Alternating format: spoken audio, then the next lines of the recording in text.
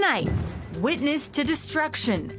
The president surveys the devastation in Florida left in the wake of Hurricane Ian. Plus, a new high. The national debt surpasses $31 trillion. And He's done it! He has done it! 62! Aaron Judge breaks the American League single-season home run record.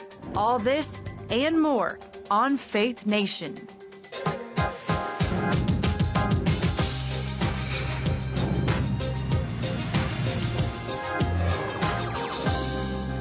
The president's first-hand look at the aftermath of Hurricane Ian in Florida.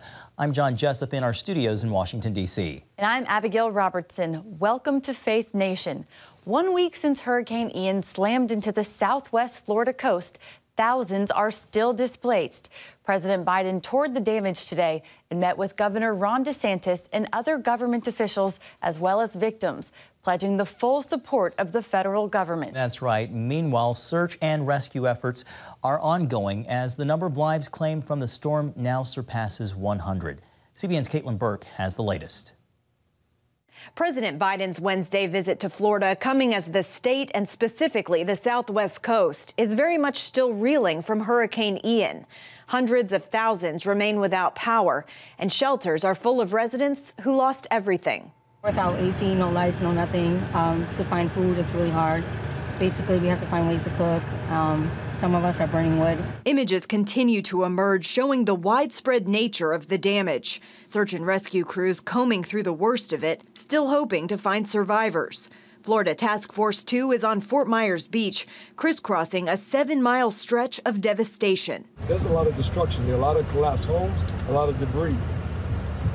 A home like this, we would go up here to the door, take a look, call out if anybody's home. Fire department! We've now had more than 2,300 rescues, and our urban search and rescue teams with more than 1,000 personnel have gone door to door to 79,000 structures to check on occupants. Stories of heroic rescues by civilians also still coming in.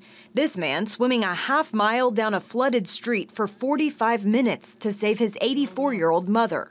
I would do it again in a heartbeat. I would do it for your mother, anybody's mother, it's just what human beings do. President Biden touring some of the hardest hit areas while also meeting with state and local officials, as well as reaching out to victims. Jill and I have had you all in our prayers, and I mean that sincerely. And we're here today because we wanted to tell you in person that we're thinking of you and we're not leaving. We're not leaving until this gets done. Florida officials praising the Biden administration for sidestepping bureaucratic red tape in order to provide help for residents and first responders. The federal government now committed to cover 100% of costs associated with search and rescue, sheltering, feeding, and other emergency measures for 60 days, double the amount of time initially pledged. Caitlin Burke, CBN News, Washington. All right. Thank you, Caitlin. Well, joining us now for more is Dr. Brad Schmidt, Distinguished Research Professor and Chair of the Psychology Department at Florida State University. Dr. Schmidt, thank you for being with us. Disasters like Hurricane Ian can have a lasting, years-long effect on people, clearly. Dr. Schmidt, can you tell us about the mental toll this takes on victims? Sure, happy to. Anytime someone's exposed to a catastrophe, you're going to expect that there's going to be some significant immediate impacts in terms of their mental health. Most people right now that have been exposed to some of the traumas that we've seen are going to be experiencing those. And we're going to expect that for many of them, that the consequences are going to persist for months, if not years. And Dr. Schmidt, do hurricanes or other natural disasters result in any specific form of PTSD, or are there any specific symptoms associated with events like this? Well, the symptoms associated with PTSD are pretty consistent across the kinds of traumas that people might experience, including natural disasters and other kinds of traumatic events. These include things like reliving experiences where you feel like you're kind of back in that situation. In addition, people will often feel as though they need to avoid reminders of the traumatic situation. They'll oftentimes experience a lot of depression, hypervigilance, anxiety. There's a lot of different types of consequences symptomatically when people are exposed to these kinds of traumas. Earlier, when we were talking about PTSD and some of these other traumas, you had mentioned that most people will experience that. Can you give us an idea as far as what percentage of the population that experiences these kind of disasters will suffer from PTSD or other disorders? Sure. So there's been research on hurricane victims, people that were displaced and are sheltered or having to shelter as a result. And those studies have indicated that over 50% of those individuals were experiencing what we would call acute stress disorder, which is a diagnosis that has to be given within the first month following the trauma. PTSD can't be given until at least 1 month has elapsed. So we know that ASD, acute stress disorder, is highly related to PTSD and can dispose people to developing later PTSD. Now, we do expect in the normal course of events that most people who experience acute trauma will have those symptoms resolve, but many of them will go on to develop long-lasting PTSD, maybe around 10% or so, based on some of the research that's focused on these kinds of events. Mm-hmm. Well, Dr. Schmidt, we have just about 30 seconds left, but what kind of resources are available for people who are experiencing PTSD after this storm? Sure. I think one really important message to get out there is that there are really quite excellent treatments for PTSD. And so if you are noticing that your symptoms are persisting or worsening beyond that initial month following the trauma, you should seek out some of these resources because they are available, they're widely available, and they can be very effective for people suffering these kinds of symptoms. Right. Dr. Brad Schmidt from Florida State University, thank you so much for your time and your expertise. You're welcome. Well, CBN's Operation Blessing is serving hard-hit communities, delivering relief aid through partner churches and ministries. So far, Operation Blessing has delivered more than 284,000 pounds of relief. That includes bottled water, emergency meals, and Home Depot buckets full of cleaning supplies. The Operation Blessing team also dispatched work trailers and cleanup equipment from its Ocala warehouse to a church in Port Charlotte on the Gulf Coast. Calvary Assembly of God pastor Daniel Kolenda said his church will serve as a staging ground to help rebuild the community. Operation Blessing has all the expertise and all the resources. We have all the need, but no way to meet that need. So this partnership now is really causing a dynamic to take place in this whole thing, which I think is going to really impact the community in a positive way. To help with Operation Blessing's disaster team and its relief work in Florida, please consider giving to the Relief Fund. You can call 1-800-700-7000 or text OB Crisis to 71777. For more information, you can check out the CBN website, cbn.com, or the Operation Blessing website at ob.org. Well, an astounding new economic benchmark. America's gross national debt reaching the highest level ever. A report from the U.S. Treasury shows it passed $31 trillion, partially from increased government spending during the pandemic. However, the debt has climbed nearly $8 trillion since 2020, about $1 trillion of that coming in the last 8 months. As most Americans well know, the economy is already facing high inflation and rising interest rates. Economists say that only makes the debt more expensive and harder to pay. Well, joining us now for more on this is J. Taylor Davis, financial expert and political commentator. Thank you so much for joining us tonight on Faith Nation. I first want to ask you about that number, $31 trillion. It's hard to even conceptualize a number that big, but what are the consequences of a federal debt that massive? The consequences are we have a populace that's fallen behind. You know, it's written in Psalms. Zeal for your house, zeal for your house, not every house but your house. And right now we have an administration that frankly wants to cut the grass and pay the utility bill and stock the fridge at every house but our house. our back gate is swinging wide open like our border. They're rushing over to close the gate of the neighbor's house.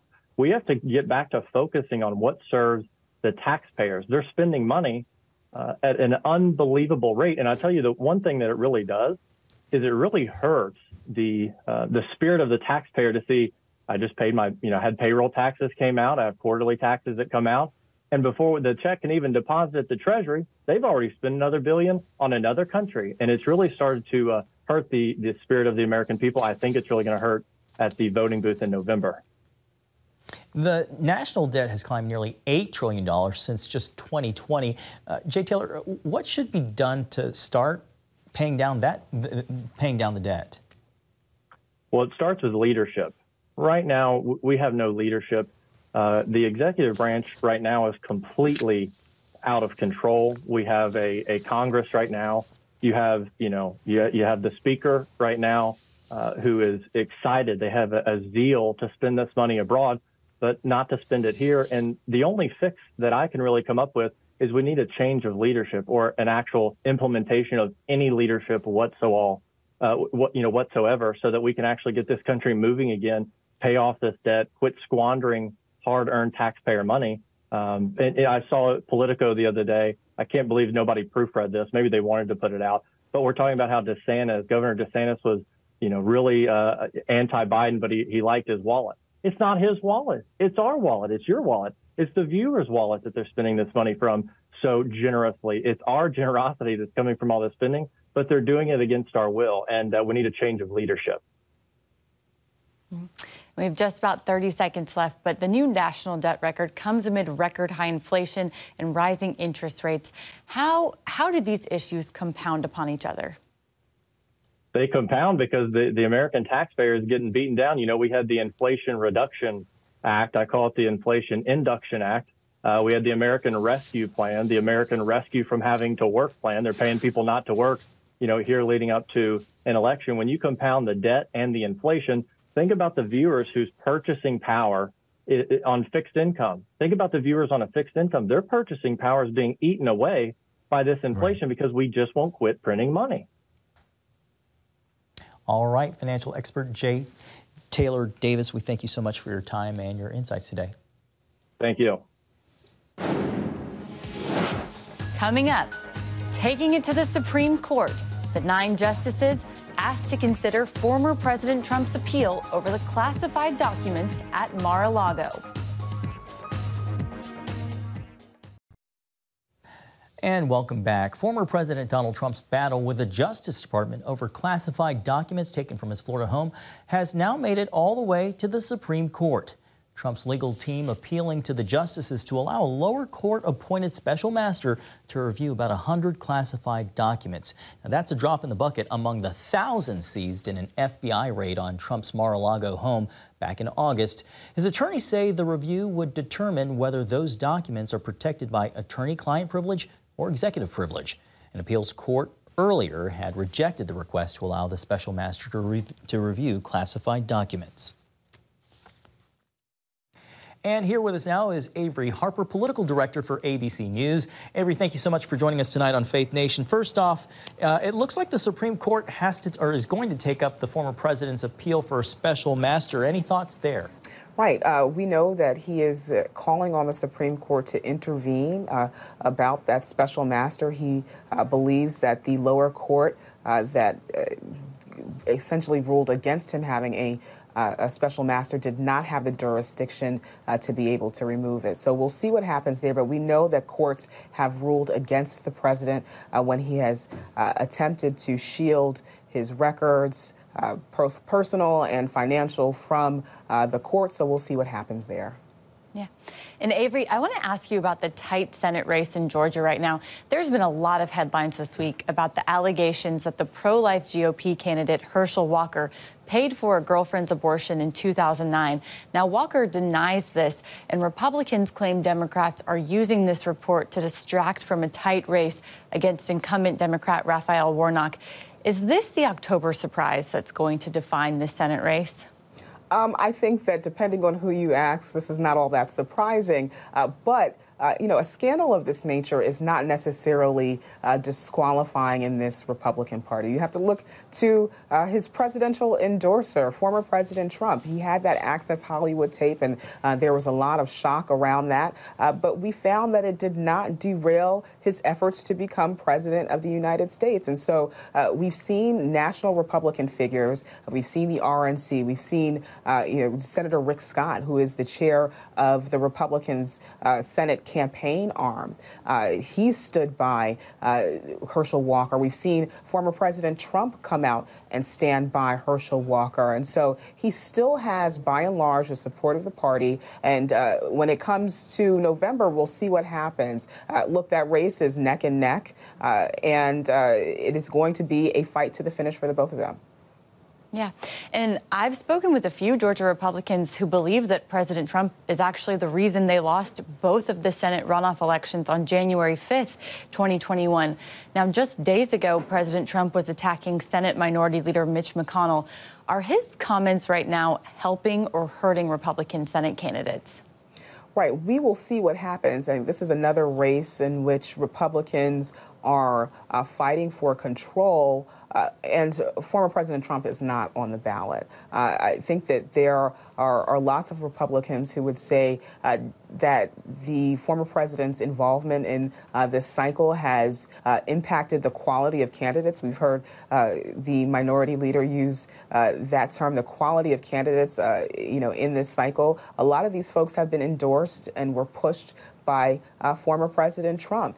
There is no Herschel Walker nominee for, Senate in Georgia without former President Trump. And so we'll see if his influence is enough to bring out voters to cast ballots for his chosen candidates. But we've seen Republicans take L's, following former President Trump's lead. So we'll see what happens in just about 34 days when all those votes are tallied. Avery, Harper, thank you so much for your insights and for joining us tonight on Faith Nation.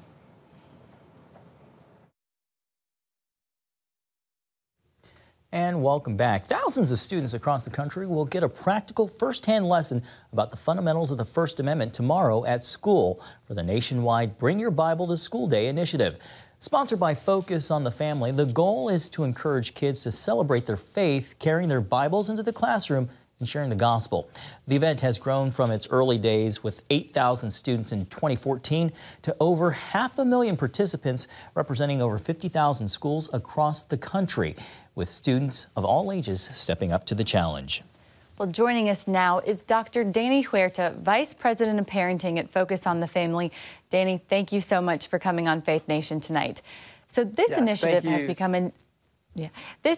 has become a nationally recognized day for many Christian students. What kind of turnout are you expecting tomorrow? We're hoping for over 800,000 to be participating, united together. We see that in unity there's strength, and we're hoping for close to 1 million if we can get there, actually. Dr. Huerta, you're talking about this being a movement, not just a one-day event. What are you doing to encourage students the rest of the year as far as ways to acknowledge their faith? Yeah, we're hoping this is a starting point for many families. By signing up for Bring Your Bible to School Day and standing courageously together as a family and encouraging one another as you're taking your Bible to school, we ask that you register and sign up so that you can get the new Live It challenges each month to live out your faith in very practical ways, to be life-giving to people around you. And what we're excited about is that the increase in numbers this year, we're I think about 30% over last year, and last year was a record-breaking year for us as far as participants. So imagine 850,000 to 1 million kids that go out and are life-giving every single month together with their families. That's what we're envisioning. So make sure you sign up and register at bringyourbible.org, and out of that you'll get those reminders sent to you for Live It challenges each month. Wow. Those are incredible numbers. And I have to ask, is this event just for kids in public schools, or can homeschool kids participate, and do private school students participate as well? There's so many creative students out there. So there have been homeschool students that have participated, and they show on social media. They'll they'll show their Bibles and encourage other kids that are at public schools, bringing their Bible to school. And they'll share their favorite verses, their favorite scriptures. Some kids are creative in the sense that they get together on social media and share with one another their favorite verses. And then at private schools, we've seen many Christian schools participate, join together to pray for other students that are standing courageously, but in places that are more difficult to stand with the Bible and bring their Bibles to school. And we just encourage people to pray for kids that are facing bullying or just headwinds as they're bringing their Bible tomorrow within the public school square. And as they're gathering together to read and pray together, we just encourage everyone to pray for this day as kids stand boldly and also together. Yeah, well, we will be praying, and we're excited to see how this event plays out tomorrow. Dr. Danny Huerta, thank you so much for joining us tonight. Thanks. Thank you so much. Appreciate it. Well, coming up, the historic home run, setting records and restoring faith in America's favorite pastime. Next. Welcome back. Finally tonight, the American League has a new home run king.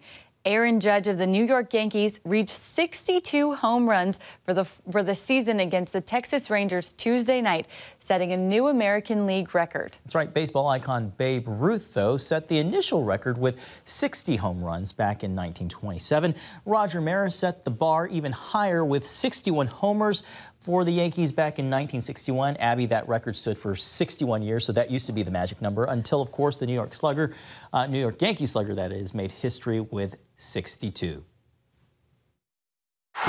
goes, soaring into history. He's done it. Long before Judge made it to the majors, the previous records were tainted by steroid use in baseball.